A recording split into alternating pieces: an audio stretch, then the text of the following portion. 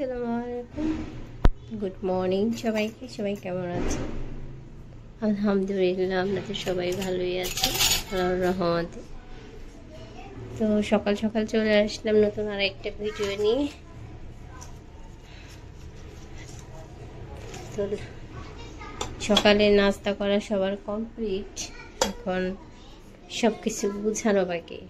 Complete মানে হলো সব কিছু এখন মুছে টুছে করে রেখে দেওয়া। এই তো সকালে নাস্তা বলতে আজকে ব্রেড খাওয়া হয়েছে আর ব্রেড কলা ডিম। এই তো, আর এদিকে আমি একটু গরুর ভিজিয়ে রাখছি, ঠিক আছে, একটু পানি দিয়েছি, এই জন্য এরকম হয়েছে। আর আদা রসুন পেস্ট করতে হবে, তার জন্য পানি দিয়ে ভিজিয়ে রাখলাম। তো সবাই কেমন আছেন? আসসালামু আলাইকুম। যে যেখান থেকে এই ভিডিওটা দেখছেন সবাইকে অনেক অনেক ভালোবাসা এবং আন্তরিক শুভেচ্ছা জানিয়ে শুরু করছি নতুন আরেকটা ভিডিও। তো পাশে থাকেন, আজ দেখি সারাদিন আপনাদের সাথে কি শেয়ার করতে পারি। অবশ্যই আপনাদের ভালো লাগবে। তো একটু ছাগা করে তারপরে ঠিক করবো। আর আব্বু গেছে হলো বাইরে, ঠিক আছে। একটু চা দিয়েছে আমার জন্য, চা খাওয়ার সময় আসলে চলে গেল, অনেক বেলা হয়ে গেছে। আজকে চাটা খেতে ইচ্ছা করতেছিল, মানে ভালো লাগতেছে আমার শরীরটা খুব বেশি, জন্য চাটা খাওয়া হচ্ছিল না। বাট চা না খেলে মনে হচ্ছে কাজ করতে পারবো না, তাই মনে হচ্ছে কতটা খারাপ লাগতেছে। আর এইদিকে আমি হলো একটু মশলাটা কেটে রাখলাম, কিছু পেঁয়াজ কাটা আছে আর কিছু পেঁয়াজ কাটতে হবে।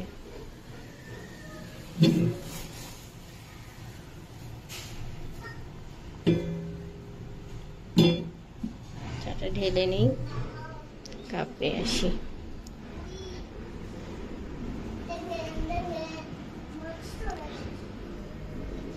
ঘরটা ঝাড়ু দিয়ে ফেলছি, ঘরটা ঝাড়ু দেওয়া হয়ে গেছে মানে সব সমস্যার সমাধান, মানে আমার আর কোনো টেনশন নাই, আর প্যারা নাই।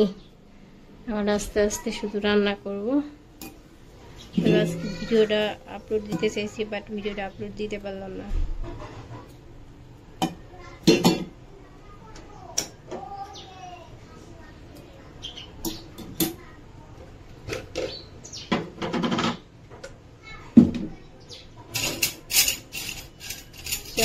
খাবো বাট চামিচ পাচ্ছি। আমি কিন্তু অল টাইম চিনি ছাড়াই চা খাই, ঠিক আছে।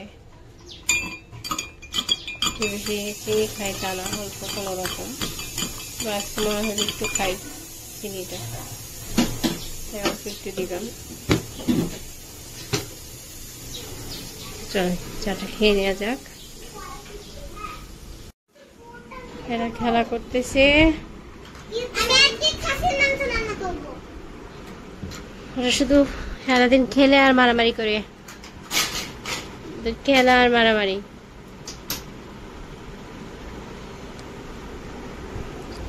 বসে বসে একটু চা খাই, আর বাবা চলে আসবে এখন।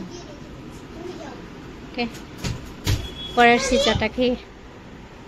গেছে হলো স্বপ্নাতে গেছে, বললো যে দেখি একটু ইলিশ পাই কিনা।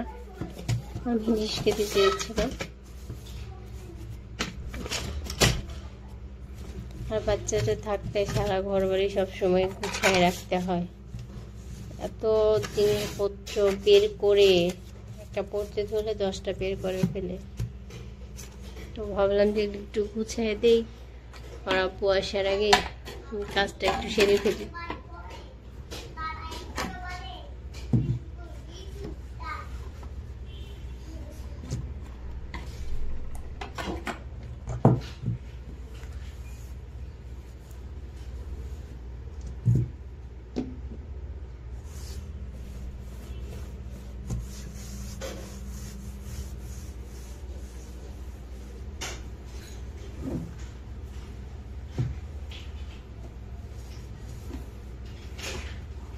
তো কি অবস্থা আপনাদের সবার?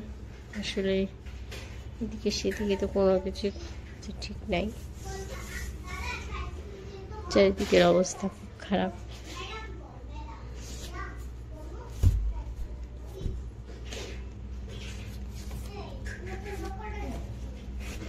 একজনের বই খাতা গুছাতে গুছাতে পাগল হয়ে যাচ্ছে, এখন আবার আরেকজনের বই খাতা গুছানো শুরু হয়ে গেছে, পড়ালেখা শুরু করে দিয়েছে।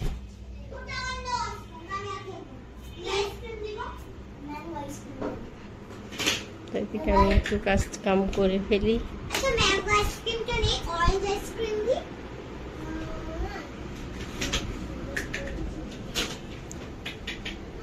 আজকে বাইরের ওয়েদারটা মাশাআল্লাহ অনেক বেশি সুন্দর, অনেক বাতাস, মাশাআল্লাহ অনেক সুন্দর। আমাদের বাসায় কিরুকা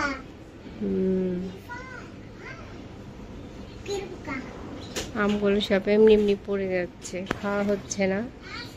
প্রচুর আম ধরছে, বাট এমনি এমনি নষ্ট হয়ে পড়ে যাচ্ছে। ঠিক আছে, পরে আসছি আবার। পুঁইশাকের ইয়া বনে দিয়েছি, ডাটা ভরে দিয়েছি। এগুলো দেখে কিন্তু সুন্দর গাছ হয়, অনেক সুন্দর।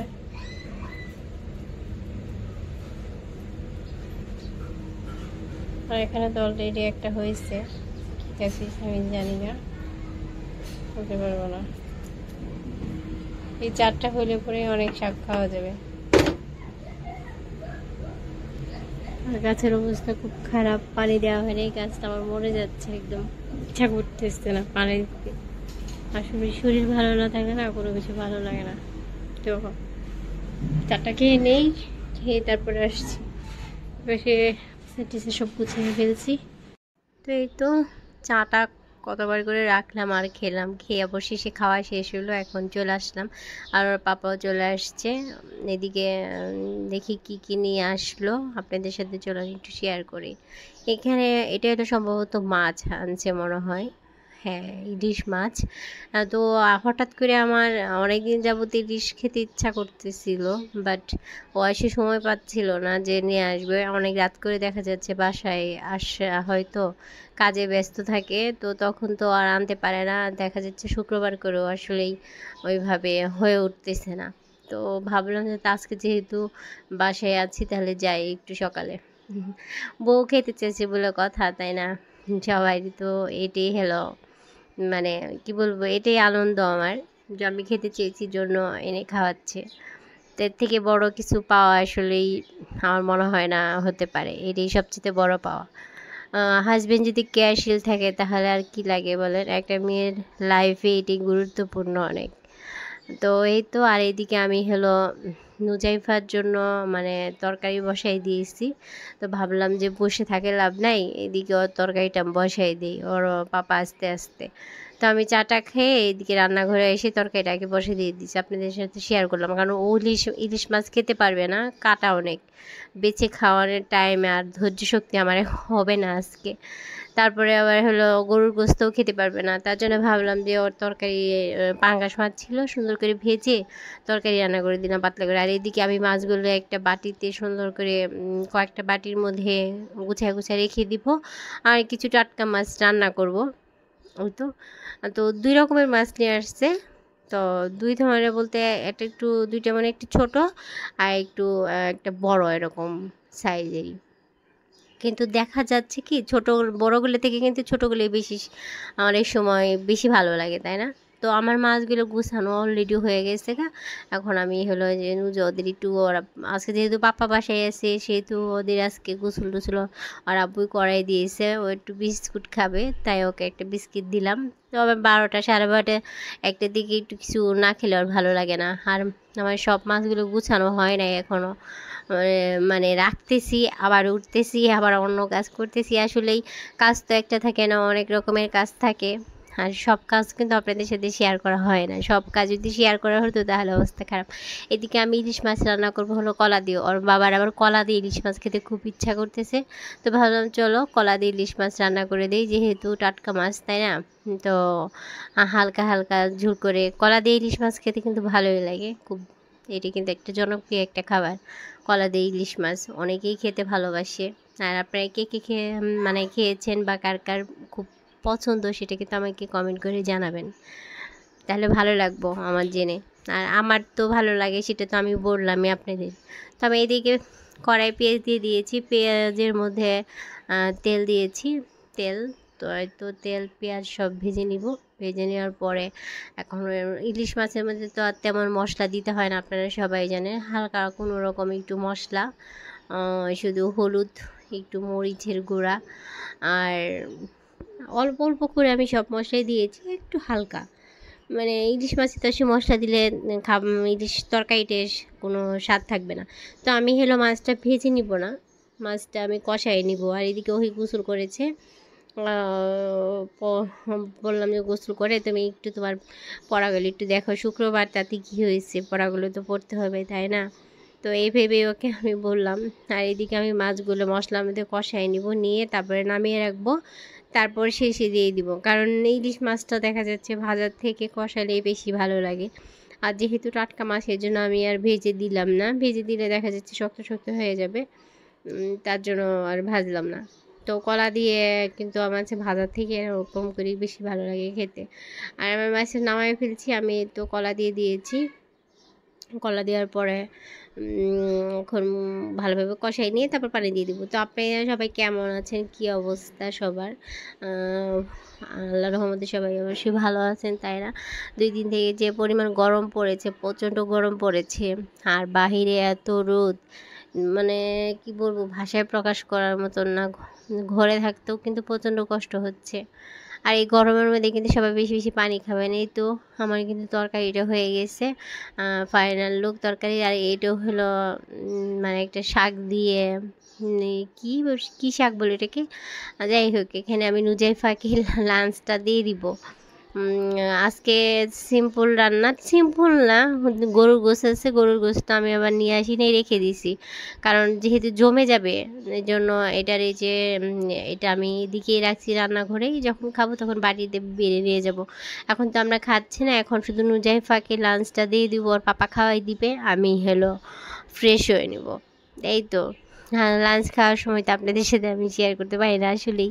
দেখা যাচ্ছে কে কখন লাঞ্চ করি আমরা, মানে ঠিক ঠিকানা নাই, সবাই একত্র খুব কমই লাঞ্চটা করা হয়ে যায়। তো এই তো নুজাইফার খাবারটা দিয়ে দিব। ও মাছ দিয়ে তরকারি খেতে এত ভালোবাসে, মোট কথা মাছ অনেক ভালোবাসে। তো আজকে ভিডিওটা কিন্তু এখানেই শেষ করে দেবো। সবাই চলে লাঞ্চ করে নিই। সবাই ভালো থাকেন, সুস্থ থাকেন, আবার দেখা হবে। আল্লাহ হাফেজ।